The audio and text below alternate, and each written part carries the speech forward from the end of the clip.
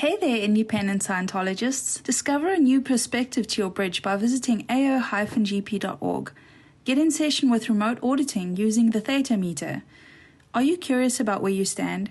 Head on over to ao-gp.org now and take our free personality test. Join the growing group of independent Scientologists today. Hi, and welcome to another AOGP Outside of the Church podcast. This is season 9, episode... I just looked and it just fell right out of my head. Episode 19. And this is episode 110. And this one is entitled, Why Are You So Fake? What's your viewpoint on this as far as why people are so fake? And why you thought that this would be a, it always ends up being going someplace we don't expect it to. So, well, I'll start with my original idea for why I wanted to do this, and it was based on the ARC triangle. And I've seen things where people try and bring ARC into a situation, but they're not quite being ARC to the true nature of what it should be. It's almost like a robotic response versus a genuine ARC. And sometimes I feel like, you learn some of these concepts and it makes sense, right? But then bringing it into reality can be a little tricky. And then sometimes you can kind of sense a bit of fakeness to it or a bit of an artificialness to it. And, obviously there's reasons why I've chosen to do this, and I've got a little bit attached to it. But yeah, just the way it gets used. Some of the tech gets used in an artificial way when I don't believe that's the actual intention of the tech, which pretty much makes people fake. Does that make sense? Okay. So it'd be like it just opens up before me, and I'm like, oh yeah, okay. So would you say this is the direction of the podcast that you want to do today is more towards Scientologists, or is it in general? Because you mentioned the tech. It can be both. The tech. It can be generalized. Yeah. It can be both. Because it's like even like you do say the Life's Ups and Down course, and then when you learn about suppressive people, then all of a sudden your world opens up and there's suppressive people around you everywhere. However, that's not true. And I think the same kind of applies with ARC as well, where it's like, okay, here's the mechanism of how to create, a connection with someone. But I think with the ARC, there's an element to it where it still needs to be real, and I think somebody can say, okay, I've done all the elements of ARC, therefore why aren't I getting the results? And I think that's simply because you're not being honest or genuine about it. Right. Am I fair to say that? I would think that is a fair statement. We have that article on the main website, the ao-gp.org website, where, being honest with yourself is to the degree that you get something from whatever it is that you learn or receive in auditing in Scientology. And I think that goes back to valences, because when people aren't necessarily as ARC-ful as it like Hubbard says, it's a now I'm supposed to. Right. Which we see all the time. As it's a response mechanism, which is a valence, which is a solution to a problem. I think that has a lot to do with it, but I don't think it's 50% of it. Right. I watched a video yesterday, and tell me if this sort of ties into this, but it was a video by a YouTuber. Is also a speaker. His YouTube is Julian himself. And what he was basically saying was that people are inauthentic because, well, at the root of it, it's fear of rejection, but he was coming from the, I guess, sort of like others to you, maybe, flow. And then obviously also you to others. But like he wasn't like in terms of this podcast, it would seem like maybe we're heading in the direction of like, oh, people are so fake and they suck, you know. Whereas this is sort of like people are fake because they've gotten used to being, you know, this way. I was watching this YouTuber, and I'm not sure if this ties into the podcast or not, but he goes by Julian himself. He's also a speaker, and he says that people are fundamentally inauthentic because they have a deep fear. Now, I think the direction of this podcast is, you know, people are so fake, they suck, that kind of thing. But I think, you know, we could also take it from the viewpoint of, well, why are they like that? It's not just, you know, to well, I guess it is to achieve a desired result. It's just which is the more insidious of them.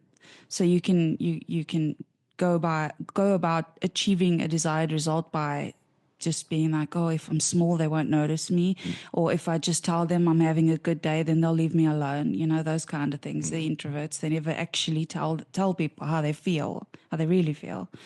Or they could, you know, be the total opposite and be like, if I make these people know that they're important to me, then I can get my way whenever and I can do whatever. So I guess You're referring to the emotion yeah, is used to get a desired result yeah, thing. exactly. And I think emotion is obviously expressed as communication as well, and that's where the ARC triangle comes in and all of that stuff. But anyway, so with regards to the whole fear thing, I did a little, I guess, experiment yesterday, and I wrote on my personal Facebook, I said, look, there's this thing called rejection therapy or like exposure therapy. And I had an insecurity and I blasted it out on my personal You Facebook, did a which is social limited. experiment. Well, no, it wasn't really a social experiment because that implies that I'm looking for others. It was more for myself. It was my own personal experiment for myself to see if it would benefit me in any way. And I said I'm basically dropping the veil. I'm being 100%, and I exposed my little secret. And I exposed all my feelings about it. And I realized that the feelings were actually more powerful than the actual secret. So, you know, I think back to this. If you're just being authentic, if you're not putting up a front, I think you'll be able to connect with people better. But of course, you know, telling that to somebody who has things to gain, like you know, the narcissists or SPs or whatever, it would obviously be difficult. But I thought it was just very interesting that, you know, your thoughts are so powerful about the situation. And after I wrote down all those thoughts that I was having, the actual thing, the secret, it just didn't have any power. It was like, okay, cool. You know, it's quite funny. Well, you know, Yeah. axiomatically, considerations are senior Yes. to the physical universe. Yeah. So, what your considerations about something or someone in this situation, if somebody is being false, then chances are 9 times out of 10 they have some hidden considerations about you or the group or whoever it is that they are addressing. Right. Yeah, absolutely. And I think that has a lot to do with it as well. But to go back to the subject of people, a person really understanding something, I think and Arthur, feel free to, I'm not trying to steal your subject here, but I think the thing that LRH wrestled with the most, if you look at the tone of a lot of the things that he wrote, and then when I say a lot of the things, I mean thousands upon thousands of references, policies, bulletins, books, is he was trying to convey a particular viewpoint to people. And the thing that he wrestled with most is, here I am standing on top of K2, and you guys are all down there still coming up the mountain with Sherpas. and trying to get people to understand the viewpoint. And if you were to say, okay, independent Scientology, independent Dianetics is a viewpoint. Okay, it is. It's a viewpoint. That's all it is. So is Catholicism. So is Judaism. So is whatever. Right. It's a viewpoint. So you're mentioning understanding specifically because of the ARC equals understanding thing. Yeah, and it comes back to non-duplication, which we did last week to a degree. Because if somebody is being false, they're not really duplicating something, and it isn't that they're not duplicating you; it's that they're not duplicating the ARC triangle. Well, the funny thing is that they're trying to duplicate for whatever reason. So, for example, social chameleons. Here's the thing, though: social chameleons, right? Yeah. They are obviously people pleasers, and they can fit in wherever, and they have to be fake in order to do that. So, for example, you say, "What's your favorite movie?" Well, I tend to think of, I know what my favorite movie is, Well, and what it's is been it? the same Blade Runner. Okay, me too. Arthur, what's your favorite movie? I actually really like the new Planet of the Apes. That's mine too. Oh my God. You see? Now say it the way they really say it. What do you mean? Oh my God. Oh, like, Yeah. oh my God, me too. You just, Yeah. Right. but yeah, so that's an example of how somebody's trying to duplicate, but they're coming off as fake. They're trying to share that reality. I mean, LRH even says that, reality is the foundation of the whole thing. Well, and then that creates a platform of false agreement. Yeah. Yeah. And then, and now at the end of the day, what have you done? And this is the thing that I think is missed the most, is that when people are doing these sorts of things, and you see it when they get auditing, they're like, oh my God, I wouldn't want somebody to do that to me because they really aren't my friend. You know? Yeah. And relationships. So in a sense, they actually break. So in a sense, they actually break ARC with themselves first. Yeah. Before they break, and now they've created a new pathway in a sense, haven't they? That's not quite authentic. Yeah, it's disingenuous, and that's where you have the social tone as opposed to the chronic tone level of the person. Yeah. And I think that is the other 49.5% of it is, this is what I'm supposed to do because this is what everybody else does, which is it's a bank agreement. Then you have people like people with borderline personality disorder.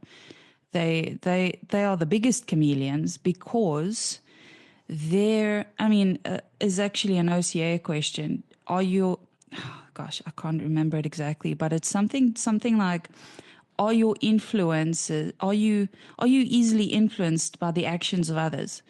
Or pretty much how other people behave, how other people live life or whatever, are you influenced by that? Now, obviously, we're all to lesser or greater degree influenced, by agreement. But these kinds of people, they will just go and, if that person's favorite color is pink, they'll start wearing more pink. And it's not just because of, again, gaining approval. It's because this person really takes on, I guess, that valence. Like, it's weird, but I've seen that. But the valence originated from somewhere, didn't it? Yeah. You know what I mean? Like it had to have been seen and observed. Yeah, if they're out of, in order to take on. Yeah, if they're out of valence, I mean, there's, again, what LRH says is that there's no such thing as your own valence. You are you. Yeah. And if you aren't being you, then you're taking on another. You're in valence. Yeah, you're in the valence of, which, I mean, it comes from it's a chemistry term. It's kind of like saying you are your own mask. No, you're just you. Right. Mask is external. Yeah, it's, you're putting on a mask of something else. But also, and it occurred to me that you're looking at stability. which is Okay. part of the OCA. Yeah. And if a person, you see people who are very staunch in their viewpoint, where, well, like you've Yeah. mentioned a lot of Matterhorns Yeah. in recent podcasts. That's the opposite side of this. Mm. Whereas this side of this is that your stability is, well, like you said, a social chameleon is somebody, whoever is around them at that time is who dominates their opinion. Mm-hmm. And so they switch from this person to that person to that person to that person. And so they're continuously ebbing and flowing in fakeness, because they don't believe or can't believe that they themselves have a viewpoint or an opinion or a set of considerations. Mm-hmm. So to that degree, I guess my question would be, is that a weakness, or are you granting beingness? Well, it's still authentic to a degree, though, isn't it? Because, like, if let's say an alcoholic, they're being authentic, aren't they? They're falsely being authentic, but that's the whole. But to them, it's still authentic, isn't it? Yeah, because to us, as the observer, yeah, we might say differently, but to them, it's they're being themselves, even if it is via an influence. Well, we've also got to take into consideration what is objectively universal, and that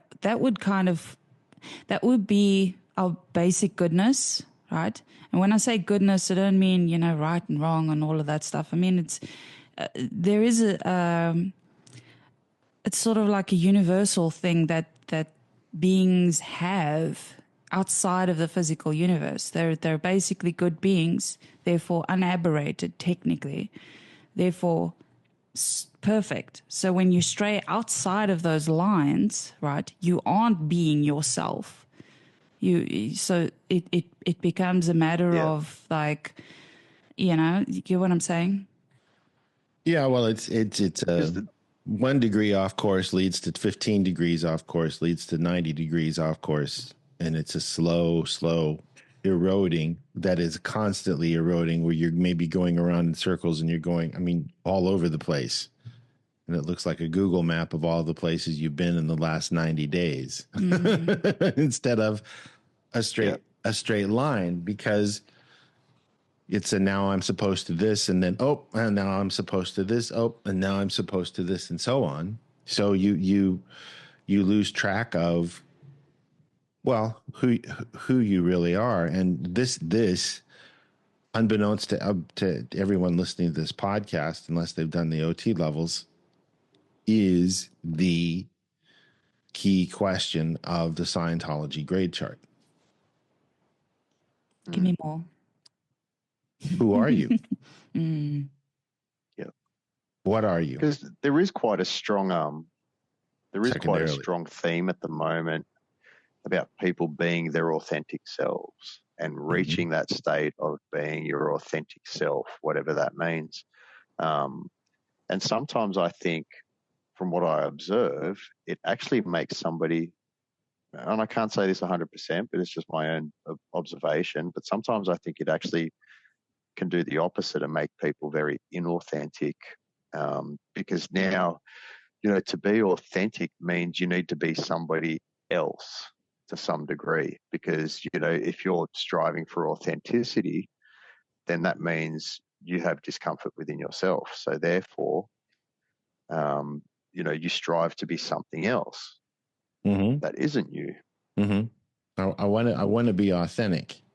That's where things start to go. That's right. Wrong. Yeah. Whereas if you were authentic to start, whereas if you were authentic to start with, that question wouldn't even enter your mind. You wouldn't even put attention towards it. And I think that it starts, well, depending on which iteration, which lifetime you look at. I think it all starts with, at some point you doubted yourself.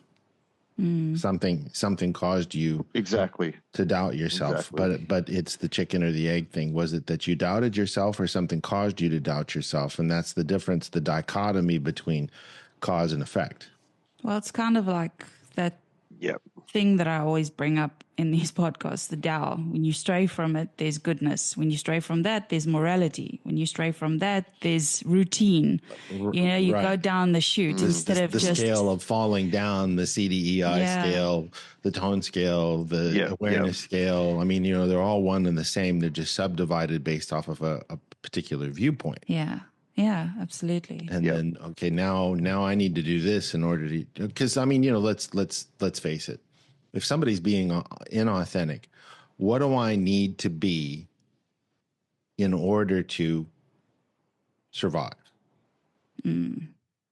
If you're amongst, I mean, you know, that's, and this is a valid point. Go ahead. This is why people take medication to be falsely happy in order to be more tolerable to other people. Yeah. Yeah. Because they do not know who they are anymore. They've completely lost sight of it, and they need something else to make the decision for them, which is at the very bottom of cause or at the very top of effect. Yeah. And so they need something to prop them up, push button society type of a thing. They can't put the work in order to be themselves, so they need something to do it for them, which is and that is inauthenticity itself. Yeah. The definition thereof. And that's why Scientology resonates with people so much, because if you're being a victim, you are fill in the blank. Not being authentic. Not being authentic. Yeah. Yeah. Because I mean, to be a Thetan and know that you are infinitely capable and still choose to be a victim, wow. That's one of the biggest lies, and it's a total disservice to the person. Mm-hmm. I didn't have power, though that person had power over me. That person still has power over me because I have trauma that I can't get over. Right. That's the decision that the being is making. Nobody. I mean, you willingly shuffle off into that good night because you made the consideration that it is that way. Yeah. I'll give you an example that I just read this morning. Is Elon Musk? Well, it's funny to use the word tweet. He X'd. He X'd. Because it's now X'd. It's not Twitter. Apparently, I saw somebody say that it was X space now. I don't know if that's true. But I think it is. Yeah. And he tweeted, why isn't anybody trying to assassinate Kamala Harris and Joe Biden? Jesus. Well, I mean, firstly, I'm almost dead. He's already dead. They hold him. I'm using this as an example. Yeah, I'm using this as an example, and then people just had a fit. Yeah. How could you say that? How? And that is, you might as well be talking about. I mean, because it's a felony to incite to say. Yeah. Okay, and he eventually took the tweet down, and there were a lot of people that said, I get what he's saying. But this is a prime example of... Interesting, yeah. Yeah, nobody's talking... So now you've got the opposite. People are afraid to be authentic. Right. Nobody's talking about this. All he was saying is, now there have been 2 attempts on Trump's life. I mean, this most recent one, he wasn't shot at, but the guy had a gun and was hiding in the bushes and they found him. We saw that video on TikTok of him saying that the system needs to be taken out and all of this stuff.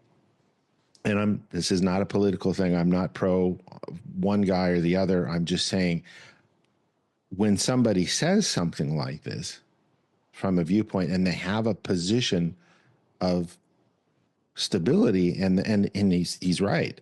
Why isn't this happen? Why is this just happening to Trump and it's not happening to them? That was his point.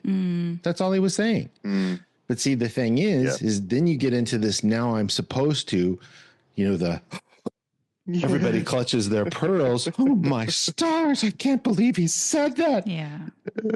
He better apologize. Right. This is people being in my estimation, from my viewpoint, my tone level, and people that backed him, they're looking at what he's just.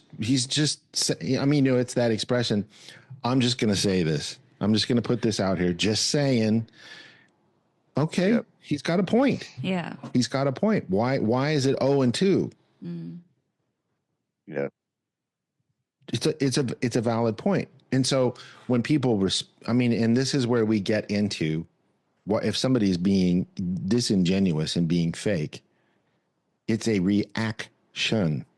It's reactive mind. Yeah, because we're here at the scene. What is your reaction to the house fire mountain? It's always the reactions. That's what gets people's attention. That's what makes the news.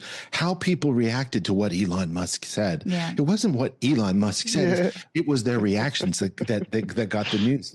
I mean, what? Yeah. That's the thing. But that's such a common thing. Yeah, but that's like it.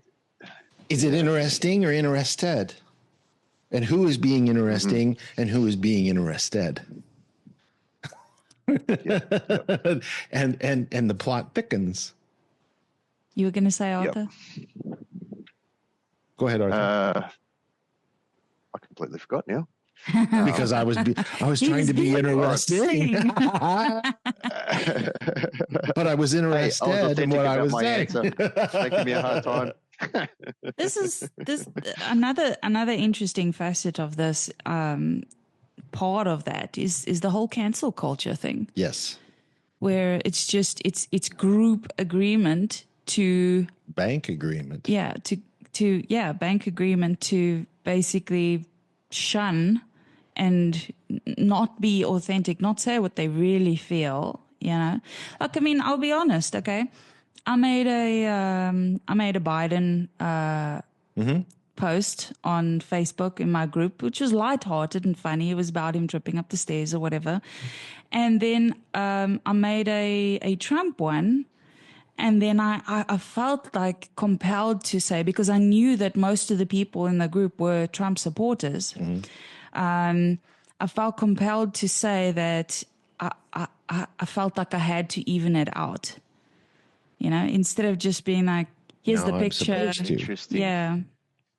So to some degree, you were forced to be inauthentic around your original post. It's like you had to make up for it. Yeah. Due to the pressure that you would, or the lashback you might get. Yeah. If you just stuck to one.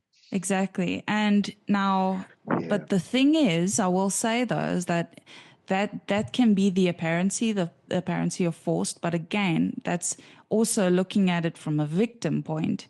Instead of if it was total responsibility, I either shouldn't have posted it at all, or I could have just been like, here it is, here's both, let the cards fall where they may, and just taken but I didn't get any flack for it or anything. A lot of people laughed, people found it, because again, they were lighthearted. It wasn't like a super criticism or anything.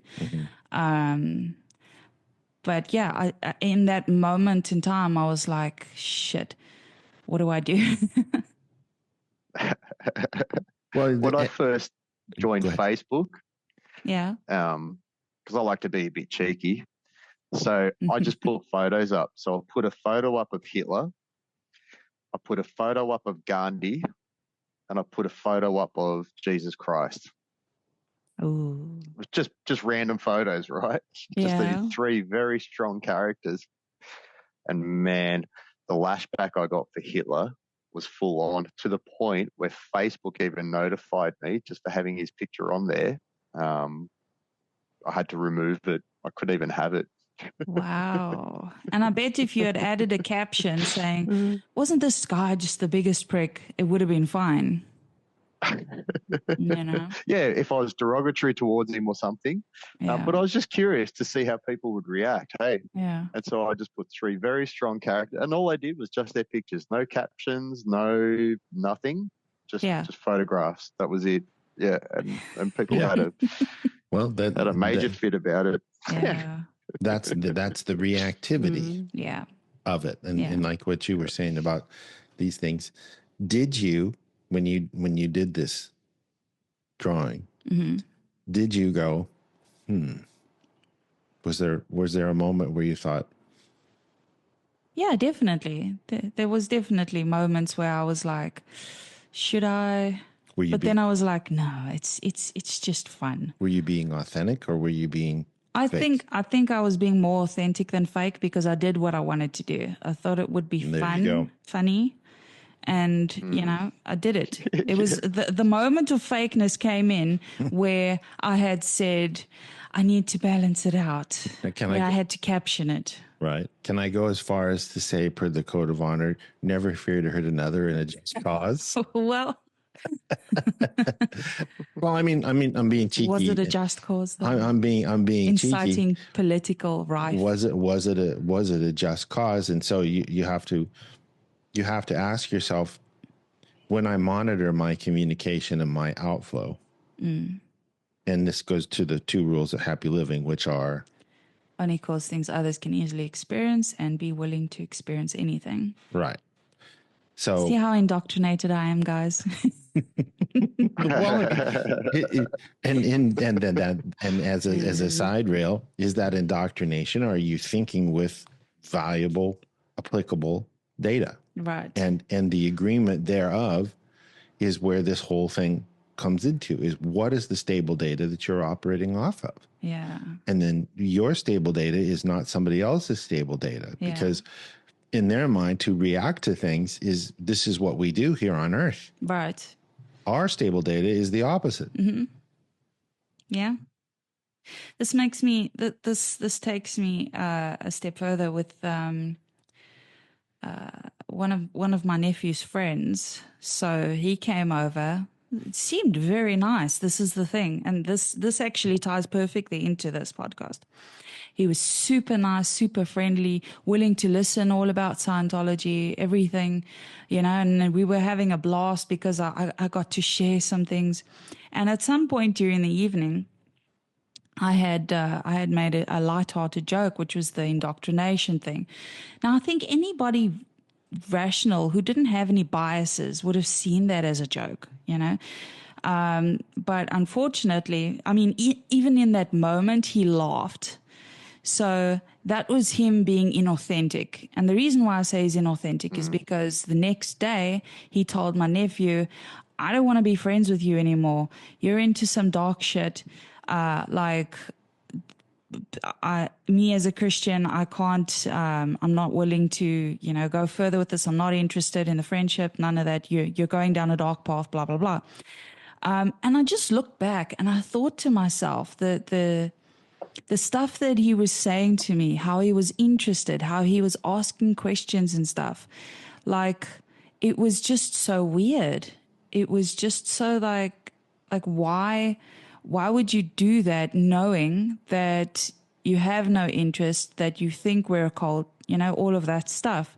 And that's super inauthentic. Like, you know, props to the people that actually come out and say, hey, you guys suck, because at least they're being authentic. You know what you're dealing with. Exactly. Yeah. Sure. I mean, this person, as a quote unquote Christian, was, I mean, one of the fakest people I've ever met, to be very honest. And that's just meeting them once. Mm-hmm. So. Well, I guess, you know, the question would be, and I think, well, it all comes down to what's true for you is true for you. Yeah. And we're not trying to undermine that or anything, but we're just sort of taking this, dissecting this whole manifestation of it apart. And so he felt like at this point in time, I am within the confines of a tribe that does not think the way I do and the way that I was raised. And granted, you're an adult, they're a teenager. Mm. And so you have to do what the natives do, because if you don't, they might eat you.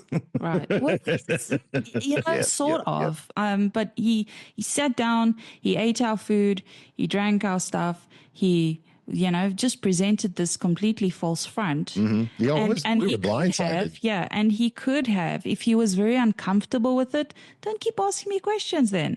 Yeah. Don't, you know, or better yet, call your parents, say, hey, mom and dad, these people are cuckoo. Please get me the fuck out of get here. me. Yeah. You know, or, hey, Matt, can you maybe organize an Uber for me? There were multiple different ways he could have played this scenario out. But anyway. Right. Maybe he was afraid. Yeah. Right. But and that comes right back down to, I mean, and this is something, if I may, if you will entertain this for a moment, this is where having the information that you can get from LRH about these phenomena, and because there are a lot of people, they read about it, but they're removed from it and they don't apply it to themselves. They always apply it to others, but somehow they escape applying it to themselves. And you go, how the hell is that? Now, my point on this is that he should, if he understood what we're talking about here, which he doesn't, and they've since mended fences and things like Not that. really, no. Well, Because, there's more to the story. Yeah. They've since mended fences and then unmended those fences. Yeah. And he's blocked him again because he was disingenuous with Matt. Again. And it almost wasn't- immediately. Yeah. And basically he betrayed him in some way. Right. But, you know. So the point is that if you have this information, there's a point, you get to a point to where if you really understand it and you use it, you have that, my God, there's that glass shattering moment where you're actually seeing this play out in your own life instead of being exterior and removed to it and seeing it with everybody else, but somehow it just doesn't apply to you. Yeah. And you go, wow. Because when you see somebody who's sitting there being critical and nattering about people in front of you and they're mutual friends of yours, the first rule is in Scientology, the overt does speak loudly in accusation. And if they're doing that with these people, they're doing that with you. See? Yeah. Yeah. So this is where this whole thing comes from, because, and this is as far as I'm going to take this, but some of the most hugely critical and judgmental people I've ever met in my life are, go ahead, who? Independent Scientology? Yup. Yup. Because it's okay for them to be critical because of this phenomena.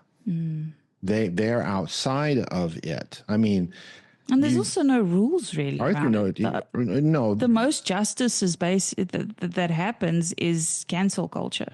Right. And this goes back to, why Arthur wanted to do the podcast in the first place is because, well, why people don't like you. That lecture out the State of Man Congresses, people don't like you and they're critical of you because they're trying to minimize you because of their own overts. Yeah. And so people are being fake. I mean, do the math. Yeah. Yep. Yep. I guess there's varying degrees of fake, there's rather different reasons why, but ultimately I guess it does come down to fear.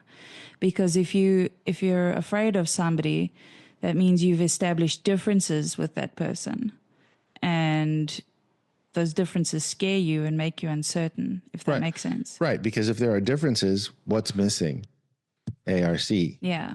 It's out reality. It's out reality. It's out understanding. It's out affinity. It's out communication, because you communicate about it. Yeah, and how much do we actually communicate with the things we're afraid of?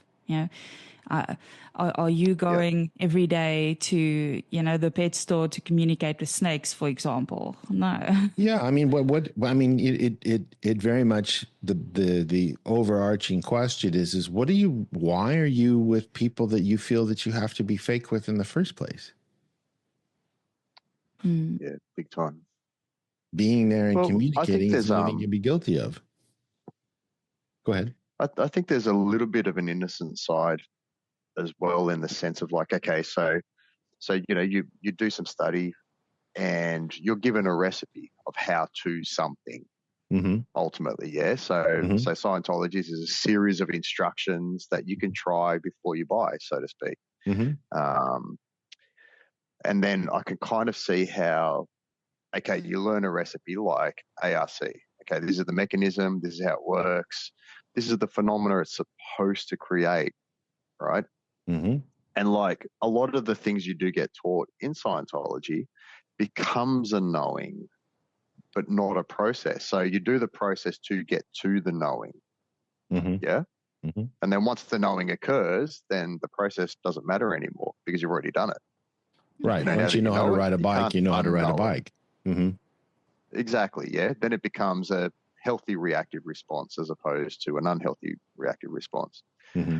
And then, so I can kind of see where, you know, there's an aspect of being very literal with the process and acting out the process without the end phenomena of knowing the process. Yes. Yeah. Yes. The literalness is almost comical in our society, let alone with the subject of Scientology, where keeping it real goes wrong. Yeah.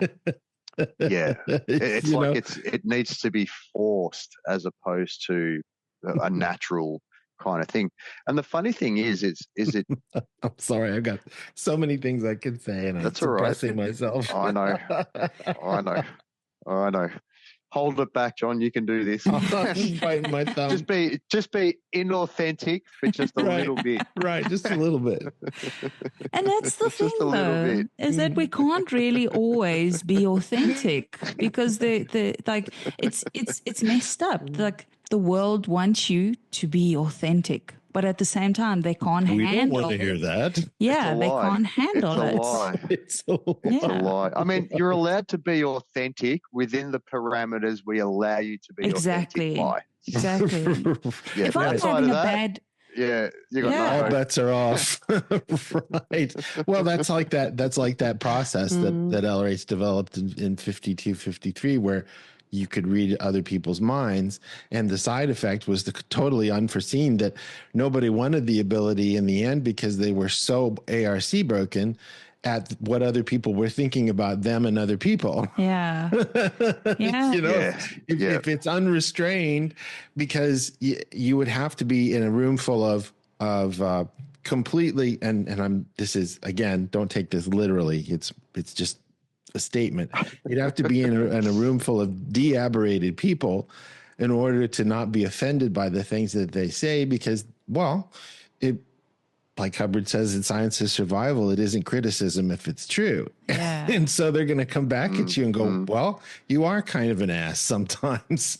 Just imagine though a world where there were no secrets at all, where everybody was, you know, like if somebody broke something, it would be just known automatically, and then you could resolve it immediately instead of like after the fact and time has played a part, and you know there's this it just or the events that lead up to things like cheating or you know that kind of thing. It would just be like, okay, I recognize there's a problem, because and that's really the crux of the problem is that we're putting on this front the whole time. And the other person, or other people involved think everything's great, everything's fine or whatever, and it's really not. I mean, school shootouts happen the same fucking way. On an even larger exterior viewpoint, it's been said that there are these civilizations that come here from other planets, other star systems, etc., and they come here and they're just totally enthralled in the fact that we have emotion and they don't have emotion. And you know, I guess a local example of that would be Vulcan in Star Trek, where Vulcans don't have emotions, and when something emotional happens, what would Spock say or Vulcan say? Fascinating. Yeah. And that's their viewpoint on it, is they just look at it and go, wow, that would be interesting to be. And my first response was, when I was sitting here while you guys were talking, is I thought I would say, no, it's not. But is it? Is it? Is well, that? what are emotions? like what they're the chemical reactions, the chemical responses. Emotions are purely chemical based, aren't they? Well, look at the definition of emotion: emotingness. It's an outflow. Emote. Yeah. What is it? You got an emoticon on your phone. Not millions of them, thousands of them, to emote a certain thing. But I guess that's your. It's a level of ARC. But I guess what Arthur's asking is, what is it? Well, what my point is, right? Like, while we're still stuck with emotions and trying to navigate ourselves, right? Perhaps these other beings, as you were saying, have already mastered emotions, so they're no longer affected by them to some degree. Whereas we're still at the, I don't know, I can't even say we're at the teenage phase. Maybe we are at the teenage phase. We're wanting to rebel. We're overwhelmed with emotions. We haven't quite matured, to a point where, because most people at a certain age, not all people, they kind of give up on all these concepts of things and they just get on with the rest of their days. But it took them so many years to reach that point where they're like, it's not even worth worrying about anymore. Whereas we're still exploring those areas, because like a lot of the themes out there, be your authentic self. What is it? It's emotional based. It's chemical based. Be your authentic self. Find enlightenment is what? Chemical based. Yeah, because to find enlightenment means you can master the body. Right. You can calm the body down to where it doesn't. Yeah, it isn't a shit show. Scientology. Like, how many emotions do you get smashed by learning Scientology? I mean, every time I do something new, it's a whole new set of emotions I have to deal with and confront before I can move on to the next stuff, Yeah. I mean, the reactive mind is that. And that's what we're trying to deal with. Yeah. As an example, and I thought that this would be something to use because, well, they're infants. We watched a TikTok video last night of a bunch of babies sitting at hibachis in hibachi restaurants when they take the oil and they put it on the grill and the flame shoots up. And the responses of these infants sitting in their high chairs or maybe in their mother or father's or relatives' arms, and how they responded to this completely non sequitur in their mind. Spoiler alert, it wasn't good. It wasn't good. But it was very interesting to see. I mean, most of these kids, they were barely talking, if talking at all. Toddlers and babies. Yeah. And so you have sort of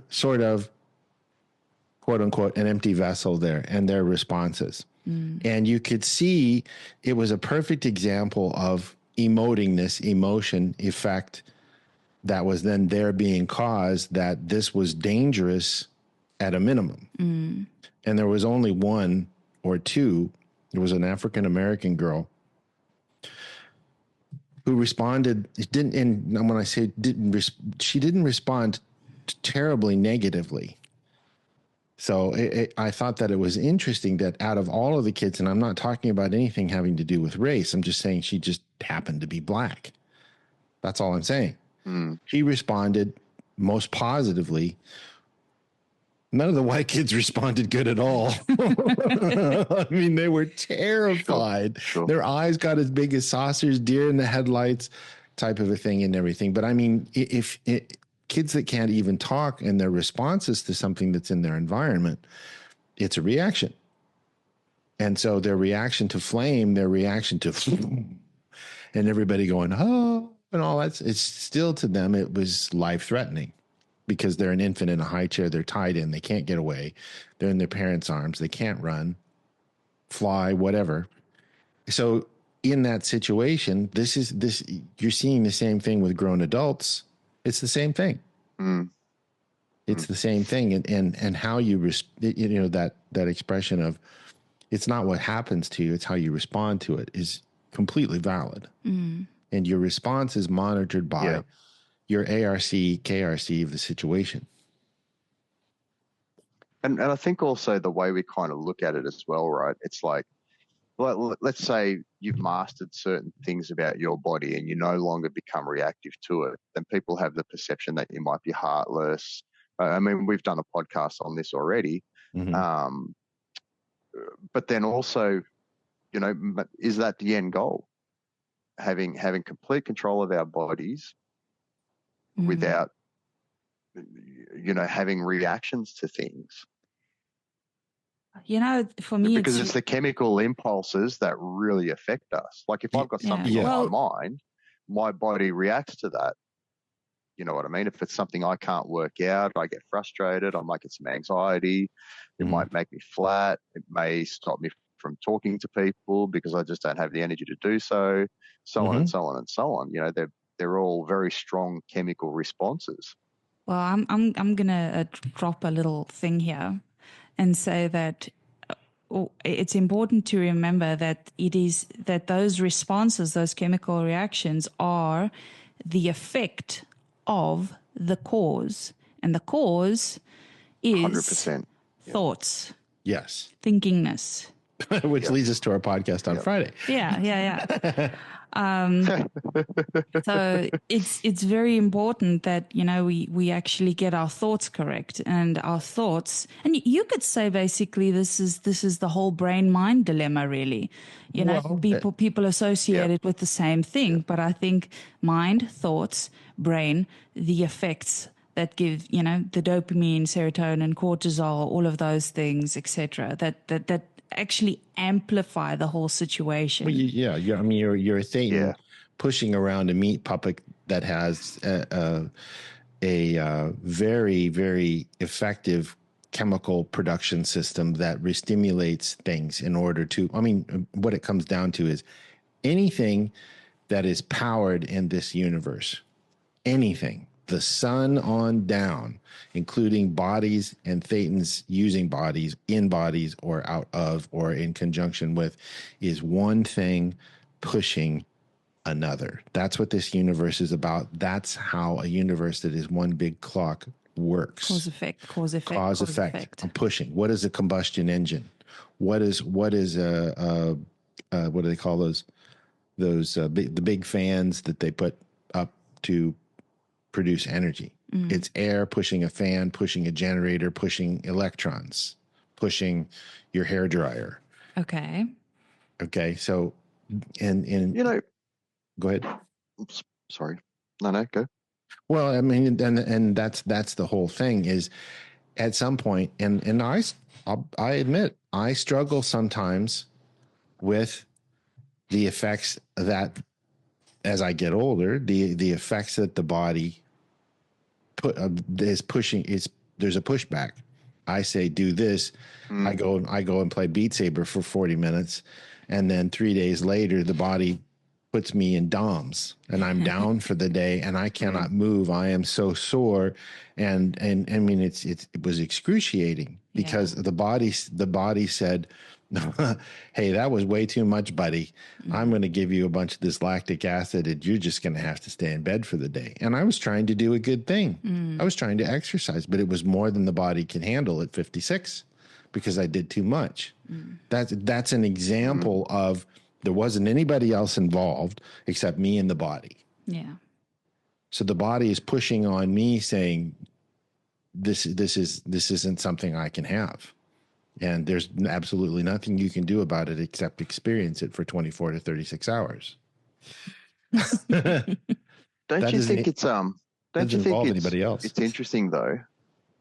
Don't you think it's interesting though? Like, we've created cars and we know everything about them, how to maintain them, what they need to function with, as one thing. And then let's say you have a family pet like a dog. You can train it to be so obedient. You can turn a human being into a soldier and make them so obedient. So why is it we can do all these cool things, but we still don't understand our human body after thousands, if not millions of years? Well, when you say why understand our body, we what do you haven't mean? reached that? Like in the sense of understanding it to a point where we're not aberrated by it. Well, because it's not the body, it's the mind. Well, Thetan has to agree to become my point aberrated to play that game, is and it, I think that's why. but is it? You know, we have so many understandings. Like we know how to grow healthy plants from a seed. We know how to look after things in such a way. We know how to build a house. We know how to, you know, run power. And there's a lot of things we don't understand about some of those processes, but they work really, really well. So how is it we can have all that, you know, money, for example, you know, money works for some reason. You know, all these things work and they work well, but yet we still don't understand ourselves as much. I'm gonna say it's because of two reasons. The first is just that we don't want to confront that unless it's, you know, through somebody. Like, for example, I can easily confront, hey, John, you didn't take out the trash today. I'm pissed at you. I'm not, because trash is Mondays. But, you know, I could easily confront making him wrong for it versus we can't make ourselves wrong for it, because it's in our imprint to always be right, because right equals survival. And if we make ourselves wrong, unfortunately, you know, that we get reactive because of that. That's the first. And the second reason is because, well, with all these things, right, that you've mentioned, they're all conscious efforts. So it's very easy to consciously do something, whereas when reactivity happens, it's a completely unconscious thing. We get really stupid during that time, and that is why it's really difficult to master that. And that's kind of my point. You know, why is that occurring? You know, why is there such a contrast in that regard? You know what I mean? Like if we can create so elegantly, purposefully, deliberately, then why is that battle still there? Hey, and it's a question mark. Like it's not one that can be answered, but why is it still there? You know what I mean? Like at this time in our evolutionary state, why are we behaving this way? Well, why are we still aberrated? Why are we still in reactive spaces? Why do we still fear? Why do we still? It's very, I don't know, low end, really, isn't it? Well, it is. Considering We our live capacity. we live in the dark ages, and I'm just, this is my viewpoint. Obviously, Hubbard was way, way, way ahead of his time in what he was presenting, and he's still ahead of his time 70 years later, because this society is not, the bulk of the individuals are not ready to confront the fact that they are a spiritual being and that they live more than once, and that they are being manipulated to be, do, and have certain things because they are, I'm sorry, I'm just going to say it, slaves. And that's all there is to it. Yeah. Because that's the most plausible answer. Yeah, the machine doesn't. I mean, you know, the movie The Matrix is the best allegory I've ever seen to that end. Is ignorance is bliss. You don't know you're part of a bigger situation that you don't have to be. And the society that we're in currently is built so perfectly to cater to all of those misidentifications of response, or rather, like, okay, so for example, it's easier to distract yourself with gaming, with movies, with eating junk, etc., than actually dealing with the issue that you're feeling inside and confronting it and asking yourself. I mean, who asks themselves in a time of turmoil, how could I be more responsible in this situation? The first thing we always do is assume that externally there's some answer instead of internally. Externally, I did this because my job is on the line. I did this because my wife's leaving me. I did this because XYZ. You know, there's all these justifications and then service facsimiles and motivations to keep doing the wrong acts and all this stuff that gets completely confusing. And that's all reactive mind. And that's the situation.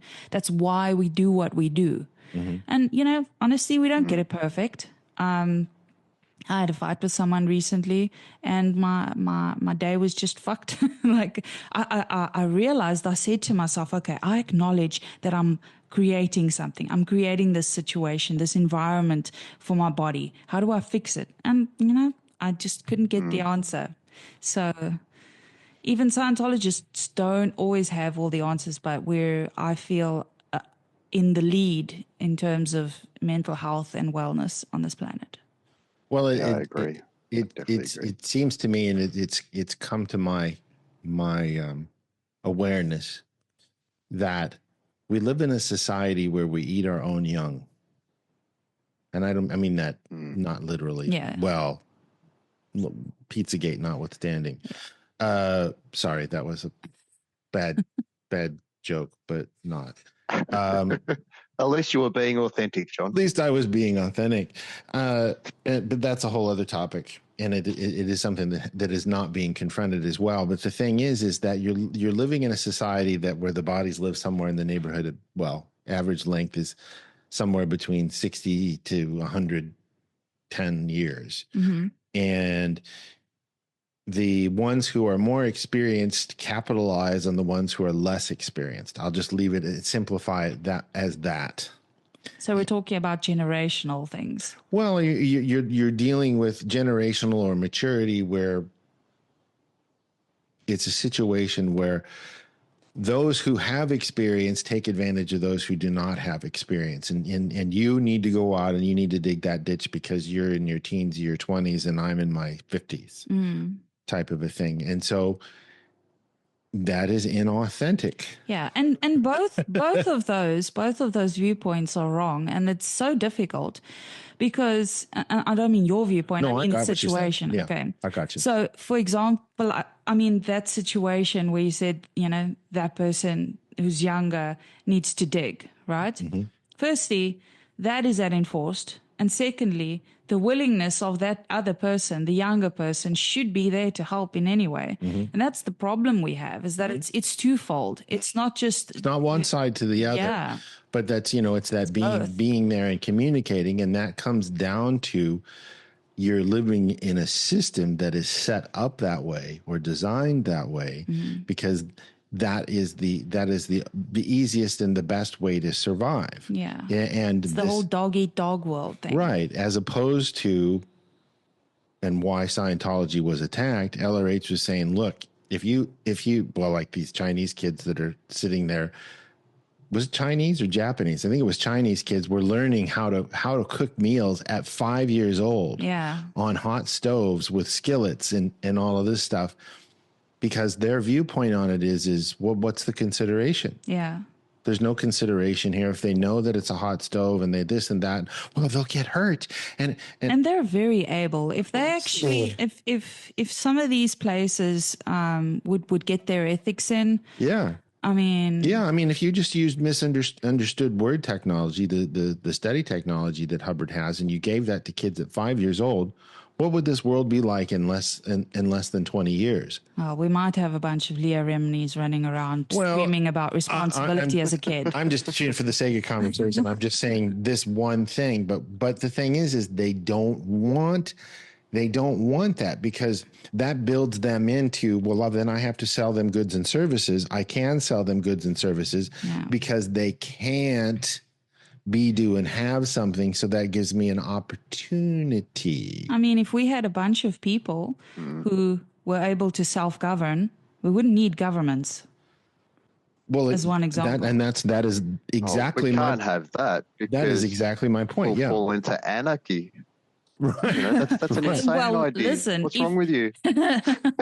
if the current society had to be that, but self-governing is also having your own ethics in. Therefore, you know, Right. Well, that's what is police? What is the word? But I understand it was a tongue-in-cheek moment, Arthur. Yeah. What is police? Police. The word police comes from policy. Policy is set rules and regulations within the confines of a certain area, district, state, country. Yeah. That this is how we do things, because we found that if we let people do things we don't agree with, it causes bad effects. But that goes back to what I said. Arbitraries. Tao, then morality, then good and bad, then rules and rituals. Rituals and then rules, yeah. Right. So what you end up being false, because this is now I'm supposed to. And so you're being fake, because you hello, Mr. Police Officer. Yes, Mr. Police Officer. Punished. Here's my license and registration, Mr. Police Officer. What did I do wrong? I won't ask you what I did wrong. I get a real kick out of these people that we watch on TikTok, where they stand up to law enforcement and they're like, I know my rights. Yeah. Are you detaining me? Position in space. Yeah. Right. I don't need to provide you with my information. The comments are mind-boggling. Though. They are. Yeah. They're more entertaining than the video, because you just give it to him. You know, right? Why are you being an idiot? Why are you stepping outside of the matrix? Yeah. Step in line. You might get 5% that support it, and then that 5% gets badgered as well.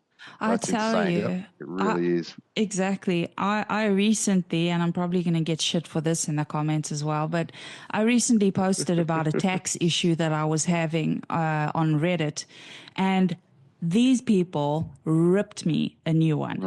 They were like that. I mean, it was just absolutely ridiculous. They were like, you're not a victim. Just do this. Just pay your taxes. You're blah, blah, blah. Now, it's not that I'm not paying, because I intend to. I have an accountant, and I was just trying to gather information. Really bad luck with accountants. Yeah, it's been a thing with me. But anyway, it's probably because I tried. Well, I didn't know any better. I didn't go to an actual authentic accountant place. I think the last two that I had were kind of scammy. They were providing me with records, but I don't think it was the right stuff. Anyway, neither here nor there. But the point is, these people just had a fucking field day, and it's just amazing, absolutely amazing how there's this like, well, if I'm doing it, you must do it too. Well, here's the question on that point: are they being fake? No, they're in fear. Yeah, but fear is kind of fake, though. Is it? Well, it is. I'm being the devil's advocate. It is here. in the sense. Yeah, it is in the sense of a survival of a unrealistic survival situation. Then it's fake. You know what I mean? Whereas if it's a real survival situation and it's genuine fear, well, then it's not fake. Whereas in this case, what you're talking about, it's completely artificial, head to toe. Yeah. And so therefore the fear they have has the appearancy of being real, but it's actually not. Yeah. And that's why these things are allowed to continue, because people are so scared to be like, hang on, if they find out that in my heart I don't want to pay it either, I might get punished for that. Yeah. Whereas so now they've got a choice, either join the mob or stand out. I mean, taxes are such, and this is the funny thing. Everybody I know, including probably these people, bitch about taxes because, it would be okay if we paid one fee and that was it. But you get taxed on fucking everything. When you go to the grocery store, you get taxed. When you have, obviously expenses that you have to pay, that's a tax. Then when you get it back, it's taxed. Then if you have to save, that's taxed. And so it goes. It just keeps going. So at the end of the day, like, what do you actually have left? But, it's a huge problem. I understand that the government needs to make money in order to provide for, but how much? In South Africa, as one example, it is so corrupt. These people are getting money for things, and then they're supposed to be using it for this sector and that, but instead they're putting it in their pockets. I researched Saddam Hussein a little while ago, a few years ago now. And what I found interesting, right, with such with such controversial characters, it's very hard to find information on them. But when he was in power, nobody was poor. Everybody was rich. They had interest-free loans, they had free medical, they had free dental, and only if you could, you contributed 10% tax. Only if you could. Wow. And what happened to him? Yeah, well, look at it. Libya was Question the mark. same way. You see those Wow. memes on Facebook, what Tangiers looked like during what was his name, Arthur? The leader before Who's they that? went in Libya. The one they dragged out into the streets and yes, bloody. in the name of I can see his democracy. face, but I can't remember his name. Well, we got to be Yes, careful. yes. Yeah, we're talking about all kinds of controversial things. Like we're not careful, not just the fictional churches. stories. Yeah, right. This is for They're just entertainment fictional purposes stories that only. we come across. Yeah, yeah. Not education. But see, okay. I gotta say this. Are we being false? Yeah, exactly. Yeah. Why are we being so fake? Yeah. But it's interesting because when you see things like that, like even in Saddam's situation, he was publicly hung. So he was made publicly and it made an example of, you know, hey, if you want to go against the rules, this is your future. Jeez. Yeah, well, if you want to go against the powers that be, I mean, you know, you look at well, what was the motivation? I mean, you've done the research and you know where I'm headed on this. These countries within the last 20 years that have been quote unquote democratized, Iran is one of the last holdouts, and it all has to do with the petrodollar. Same thing with Libya. Well, and not just that. Same thing with Iraq. Also to have their own country, to have their own rules and their own laws without interference. You know, Malcolm X was very big on that, and look what happened to him. Right. Yeah. He wanted a state just for black people, where no white people, where they could produce their own things, where they could, you know, learn their own technologies, educate their people, recreate what was lost. You know what I mean? And that was super confronting for the entire US. They just wanted a piece of land. That was it. Yeah. For more information, where they could be themselves. For more information, take a look at our Nation of Islam podcast with Eddie Cairo. Some great data on there about Malcolm X. Back in the day in 2020, 2021, something like that. So when we see characters like that are so authentic towards their goal, that's intimidating as well. John Lennon. Right. John Lennon, Right. Yeah. Highly unpopular. Gandhi. No war. Gandhi. Yeah.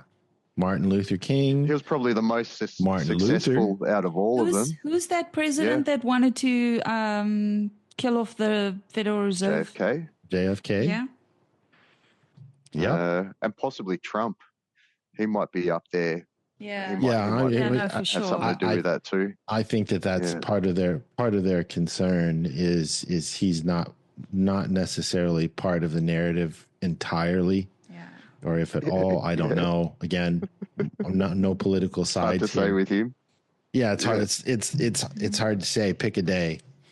And I think that's what worries him the most. Worries the powers that be the most is that particular thing. Is that anybody who is genuine and is really being themselves is a threat. And I think that this is an interesting point. Is that if you're a potential trouble source and you roller coaster and you're not powers the ability to hold a position in space as a state, that's fine. That's fine. But as soon as you are and you hold some sort of position of power, now you're a threat. Yeah. Now you're a threat. Yep. And that's what worries people the most and I think that's part of it is the social fabric of the thing is how many friends, I mean, really, how many friends do powerful figures who have a position and hold it well, how many really true friends do these types of people have? Probably not a lot. Not Yeah. Not many. true friends, Yeah. no. I mean, you know, and I don't have a lot of friends myself. I don't have a lot of, you know, best friends type of a thing because, well, you know, they're dominant figures. I'm not saying I'm a dominant figure, but I'm just saying, you know, anybody that's able to hold a position, why are they able to hold a position? What? And so when somebody is being false, they're not able to hold a position, so they're likable, they're influenceable. Yeah. That's my point. Yeah. And other people. Yeah. I mean, LRH researched everything under the sun, read everything he could get his hands on, and distilled it down and said, "This is good. This is not so useful." What have you, type of a thing. LRH didn't have a lot of friends either. His best friend was his wife and Bob Heinlein, his peer in science fiction. I used to know somebody who was like a compulsive chameleon. And the thing is, we all loved her and we all got it very much along with her. But it honestly did her no good because in the end, she just caved under the pressure of trying to please everybody, and you can't please everybody. And yeah, she's not really doing so well right now, but still, you know, still in that mindset that this is the way to survive, but it really isn't. Well, the question I think that one could ask is, does being liked, because you know the code of honor, Scientology code of honor is, you know, you don't need to be liked. Yeah. No, Why? you Why is shouldn't. that such? Why is that?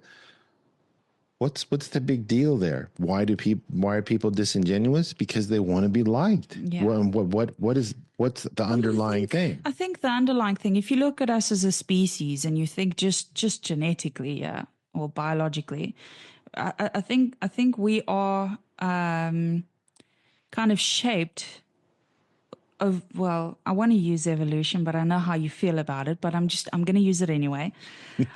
Like over time, and I mean, we can say that the physical universe, along with its evolutionary things, is part of the implant or whatever. Like we can go that angle too. But my point is that if you are not part of a pack, part of a group, you don't survive. There are some harder to survive. species, yes, some Lone wolf. species are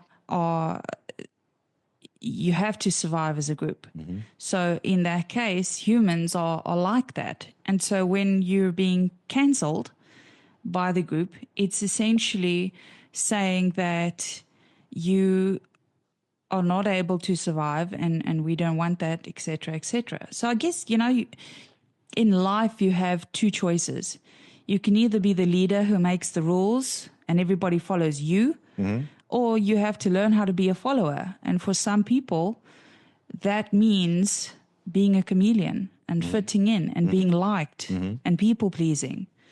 And yeah, that definitely isn't, it was never my goal.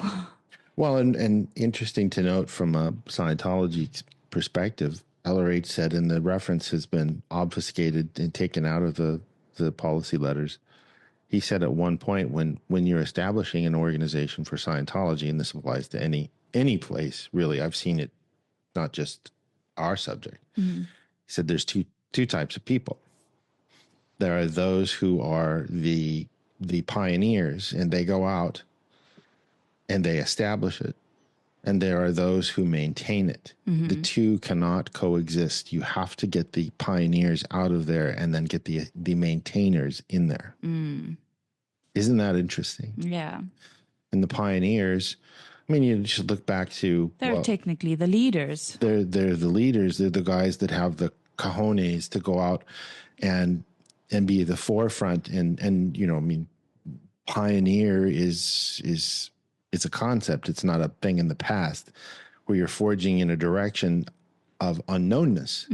Whereas you've got those who have knownness and they can maintain it. So You know, you look at how silverback gorillas live and how they survive and what they do, as opposed to, and it's really obvious, is wolves and how wolves operate Yeah. and their methodology on how they operate are completely different. But given certain situations, they reverse roles, and they can, but they don't do it unless they have to. Yeah. And pushed in that direction because survival dictates it. Yeah.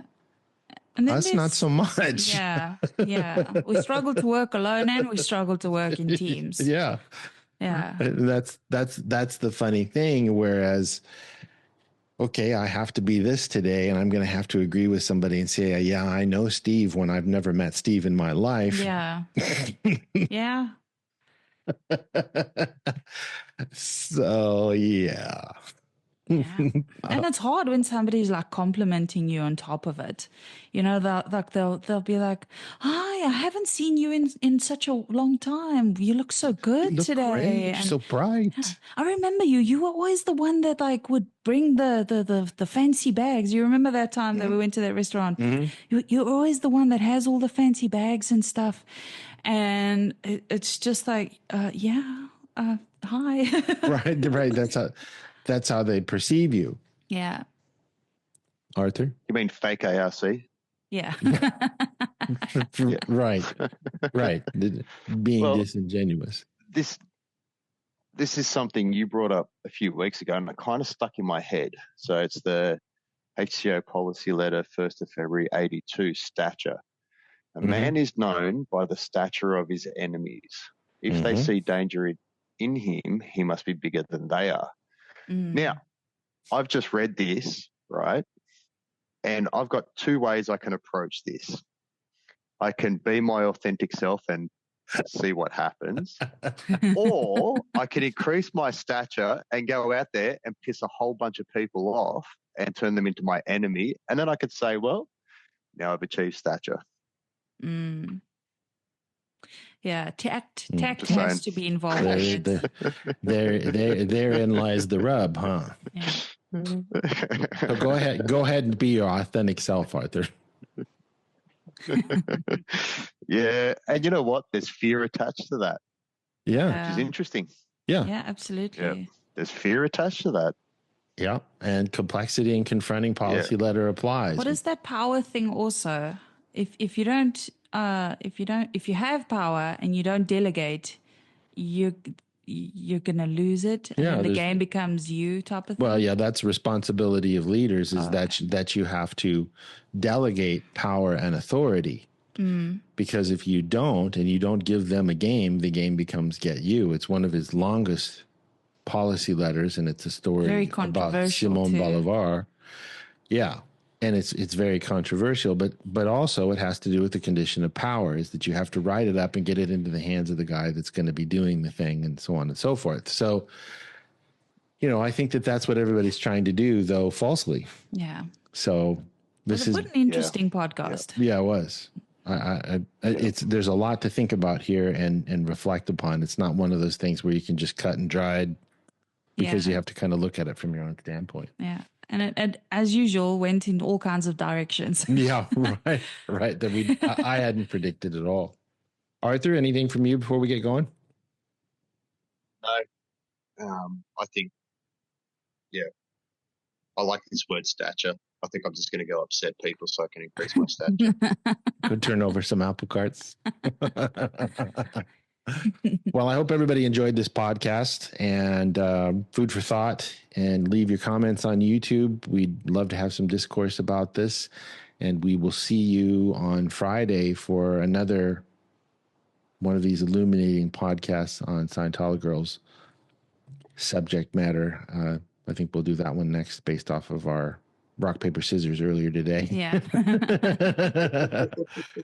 So have a happy hump day, everyone, and we will see you on Friday. Namaste, and we love you. Bye-bye. Bye. Bye-bye.